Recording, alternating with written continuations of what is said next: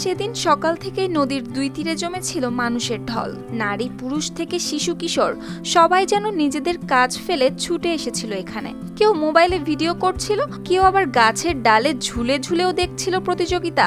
তখন ঢেউয়ের তোড়ে ছুটে চলা নৌকা, একটানা বৈঠার তাল, পানির ঝাপটা আর দর্শকের উল্লাসে মুখর হয়ে উঠেছিল চারদিক।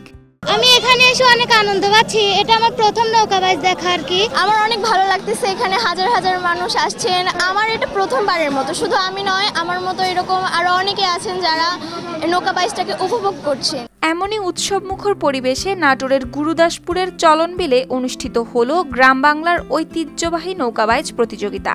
পাবনা, সিরাজগঞ্জ, মানিকগঞ্জ আর নাটোর, দেশের এই 4টি জেলা থেকে আসা 21টি নৌকার মধ্যে যখন 12টি দৈত্যাকার নৌকা পানিতে নামলো, তখন মনে হচ্ছিল প্রতিটি বৈঠার আঘাতে ছুটে চলছে গ্রামের গর্ব। আমরা চাই যে প্রত্যেক বছর আমাদের এই বিলসায় যেন উদযাপিত হয়।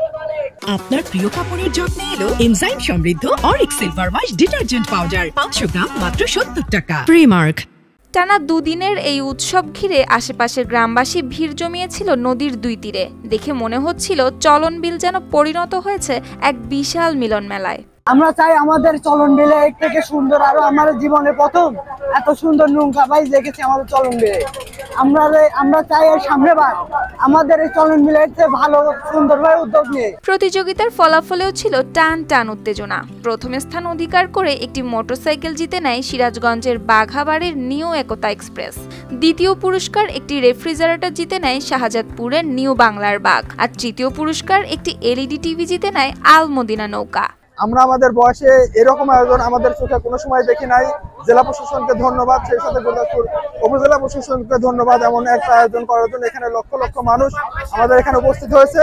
আমরা চাই এরকম আয়োজন প্রতি বছর অন্তত একটাবার আমাদের মাঝে ফিরে আসুক। তবে গ্রামীণ খেলাধুলাকে পুনর্জীবিত করতেই এই আয়োজন বলে জানান জেলা প্রশাসক। আজকের এই নৌকাবাইজে লাখ লাখ মানুষের সমাগম দেখে বোঝা যায় যে এই ধরনের গ্রামীণ খেলা মানুষ অনেক দিন পর স্বতঃস্ফূর্তভাবে উপভোগ করতে পারছে এবং জনগণের ইচ্ছা যে এই ধরনের খেলা যেন প্রতিনিয়ত আমরা চালু রাখি। আমরা চেষ্টা করব এই ধরনের গ্রামীণ খেলা আরো আর এ ধরনের আয়োজন ভবিষ্যতেও অব্যাহত রাখার আহ্বান জানান প্রধান অতিথি। জেলা প্রশাসন, উপজেলা প্রশাসন এবং সকল কর্মকর্তার সহযোগিতায় এই লাখো মানুষের উপস্থিতিতে যে আজকে নৌকাবাজ প্রতিযোগিতা হলো, আমরা আশা করি সামনের বছরগুলোতে এই আনন্দের খরাক যেন অব্যাহত থাকে। আমরা সবাই মিলে সেই চেষ্টা করি।